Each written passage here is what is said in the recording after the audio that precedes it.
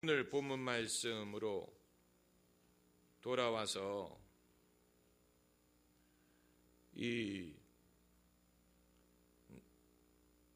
엘리사 선지자가 세상을 떠나기 전에 이제 요아스 왕을 마지막으로 보고, 요아스가 그나마 자기를 찾아와서 눈물을 흘리는 것을 보면서 마지막으로 요아스 왕에게 도움이 될 만한 것을 가르쳐 주려고 애를 씁니다. 그래서 오늘 본문을 보면 두 가지 상징적인 행위를 통하여 요아스에게 믿음의 교훈을 남기려고 합니다. 첫째는 활을 쏘라는 것이고, 그래서 창문을 열고 활을 쏘라. 그때 이제 엘리사가 요아스의 손을 안찰했다라는 성경에 유일하게 등장하는 안찰이라는 단어가 여기 있습니다. 그런데 성경에 딱 한 번 등장하는 용어를 한국교회에서는 상용화해가지고, 여러분 안찰기도라는 말 많이 들어보셨을 것입니다. 기도원에서 하는, 안수는 이렇게 손을 대는 것이고 안찰은 손으로 때리는 것. 제가 좀 여러분을 안찰을 했으면 좋겠어요. 안찰해야 될 대상이 많아요. 머리를 갖다 대세요. 좀 안찰 좀 하게. 성경에 한 번밖에 등장하지 않는 단어를 한국교회에서는 상용화했어요. 안찰, 가는 데마다 안찰. 그리고 이제 두 번째 상징적인 행위는 화살을 가져다가 그것으로 땅을 치라 그랬어요. 어떻게 보면 맹랑한 짓이 아닙니까? 왜 이것을 요구하고 있는 것입니까? 그런데 다 이유가 있는 거예요.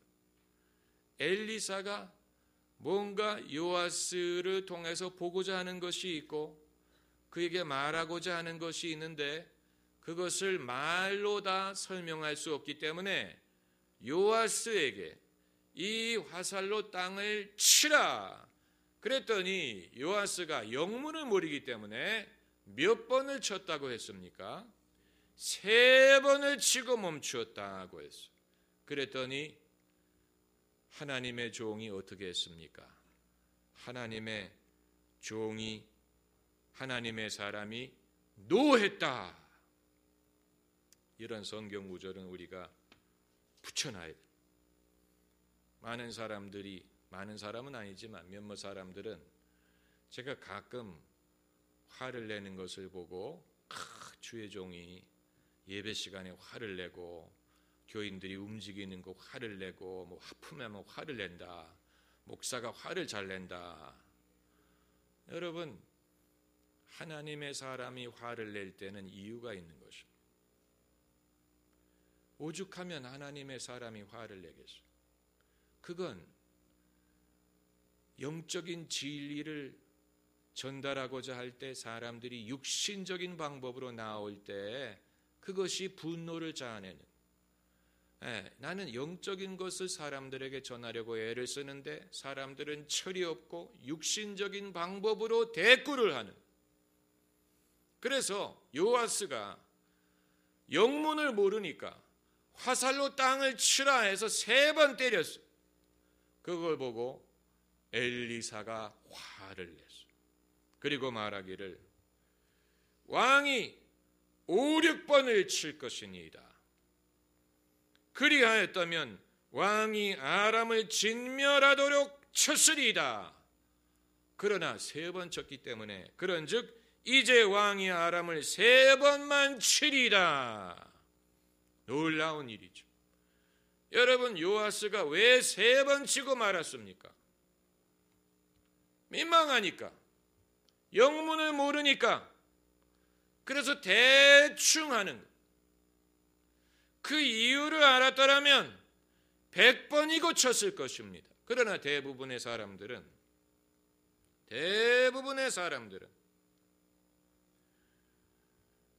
오버하는 것에 대한 극도의 두려움을 갖고 있습니다. 오버하는 것에 대한, 튀는 것에 대한 극도의 두려움을 갖고 있습니다.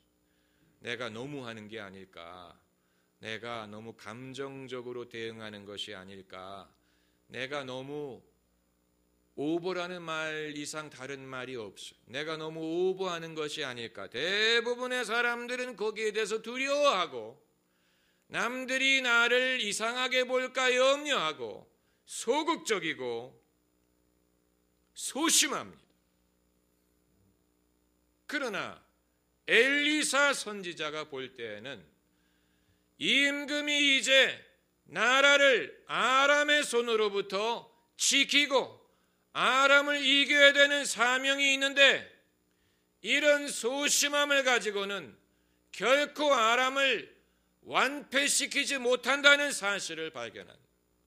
왕의 소심함, 그의 불완전한 믿음, 그의 불완전한 순종 때문에 만일 요아스가 화살을 가지고 5, 6번을 칠 만한 의지가 있었다면 아람도 5, 6번을 치고 완패시킬 수 있었겠지만 대충 하고 끝내는 그의 성격 때문에 아람을 치기는 치되 온전히 치지 못하고 끝난다는 사실을 알게 된 것입니다. 여러분, 오늘날 이 구절을 통해서 우리가 배워야 됩니다. 하나님의 나라에서는 대충이라는 것이 통하지 않는다는 사실. 완전하지 않은 승리는 승리가 아니라는 사실.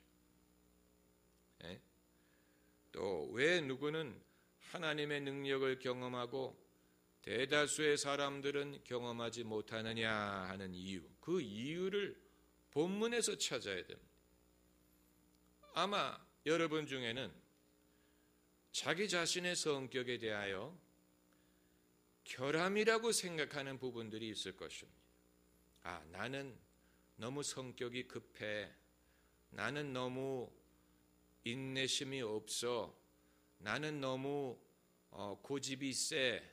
나는 너무 전투적이야. 나는 너무 설쳐.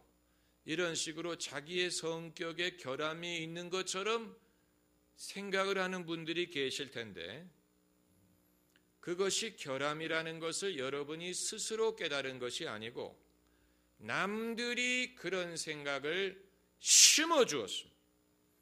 지금까지 살면서 사람들하고 부딪히면서 남들이 여러분에게 당신 성격 정말 이상하다. 당신 성격 너무 강하다. 이런 식으로 여러분의 갖고 있는 어떤 것에 대하여 부정적인 이미지를 심어주었어요. 그래서 여러분이 그것을 죄책감을 가지고 미안하게 생각하고 민망하게 생각하고 나는 바꿔야 돼. 나는 이렇게 나는 좀 오버하는 그런 성격이 있어. 나는 너무 강해.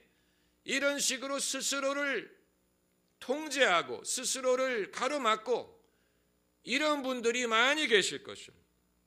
그런데 정말로 하나님의 일을 이루기 위해서는 여러분의 적극적인 성격에 문제가 있는 게 아니고 그것이 문제인 것처럼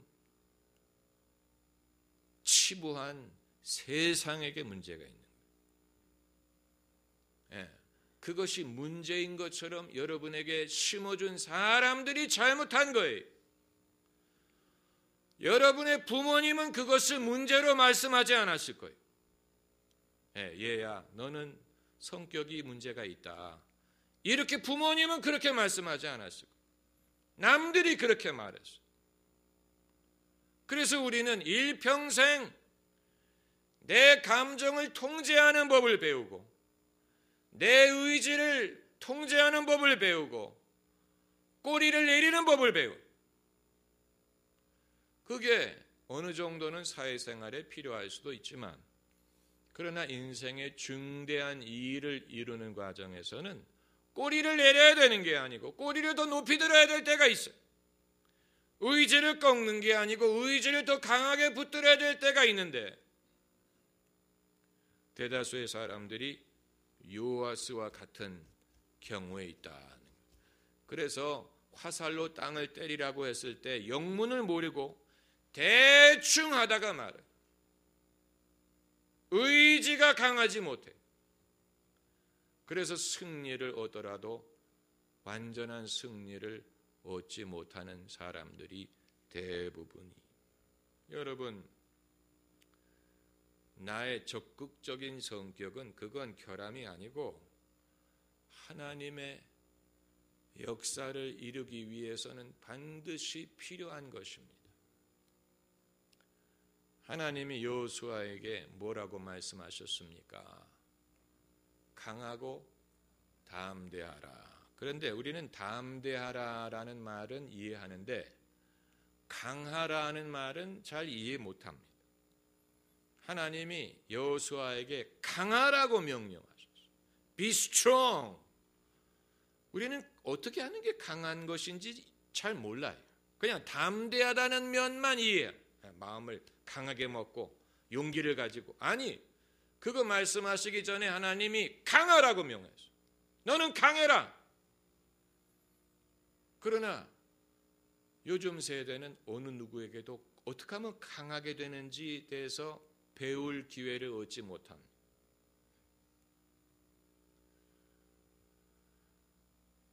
그러나 하나님의 역사를 이루기 위해서는 다른 어떤 것보다도 우리가 시련을 당했을 때 쉽게 굴복하지 않고 쉽게 꼬리를 내리지 않고 그것을 극복하고 이길 수 있는 강함이 필수적입니다. 할렐루야. 기도하십시다.